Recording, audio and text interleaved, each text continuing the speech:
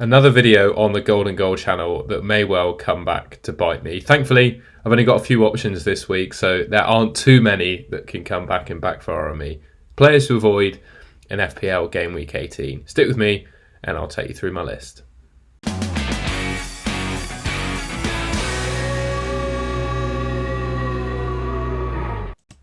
Now, my first player to avoid is one that has absolutely shafted me on a couple of occasions this season, and that is Callum Wilson. If you didn't know, I think back in Game Week 16, Callum Wilson got 2 goals and 2 assists. I think it might have been 14 or something like that.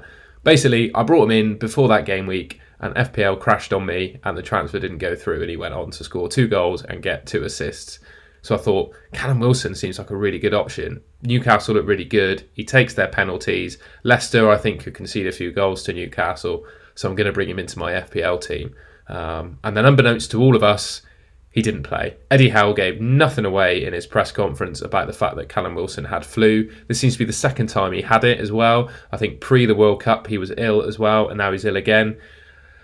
I just think the guy is completely untrustworthy as to when he's going to actually play Premier League football. And yeah, I've fallen victim to it on a few occasions. And Eddie Howe does not give any information away in his press conferences about the fitness of Callum Wilson. Now, from my perspective, if I was Eddie Howe, I would do the same. He's probably one of their most influential players. He's absolutely prolific when he does play. So for that reason, you'd want to give very little information away as to whether he was injured or not, because it completely changes the way that you'd line up against Newcastle. Unfortunately for us FPL players, it means that we have no information as to whether he's going to actually start football games.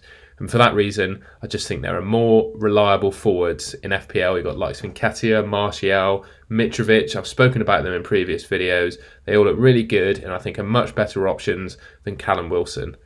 He's also, when he isn't ill, he's got a really poor injury record. So, with Callum Wilson is you can't really expect him to be a long-term option. He's going to pick up a hamstring injury after 3 or 4 weeks. That's just the way it goes with him. I remember I watched an episode of Ben Foster's podcast and he was saying that Callum Wilson is one of those players. He doesn't really train during the week. He just spends most of the week resting up and recovering after games and then joins in for preparation for the final 2 sort of training sessions before an actual game. He doesn't even train because he's so injury prone. So for that reason, I think Callum Wilson is a firm avoid.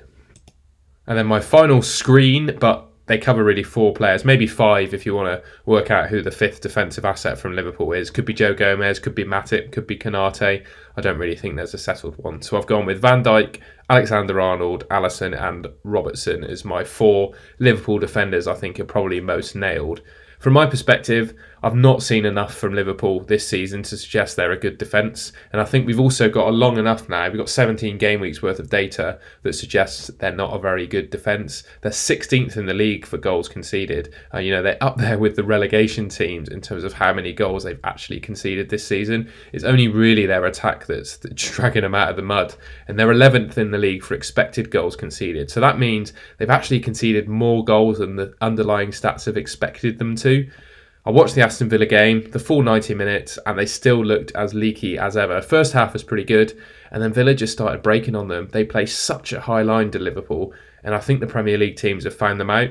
I think previously as well, they were just relying on Alisson to make saves, but I think teams have just found them out, and they're starting to work out what it takes to score against Liverpool, and that's really not helping. And from my perspective, I don't think you can justify picking Liverpool defenders with the likes of Trippier, Cancelo, James. James isn't.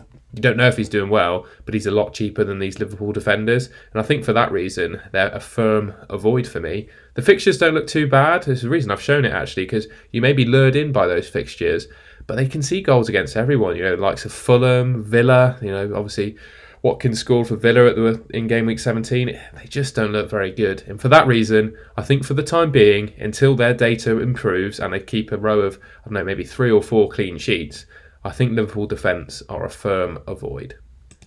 And that's it. Only a short one this week in terms of players to avoid. We've only had 1 game after the World Cup, so there isn't too much to tell really. But I think Liverpool defence and Callum Wilson are the 2 that I just wouldn't be touching, I think. If you enjoyed what you saw and agree or disagree, let me know in the comments. Like the video, as I said, if you did enjoy, and subscribe to the Golden Goal channel if you want to see more FPL content this season. See you in the next video.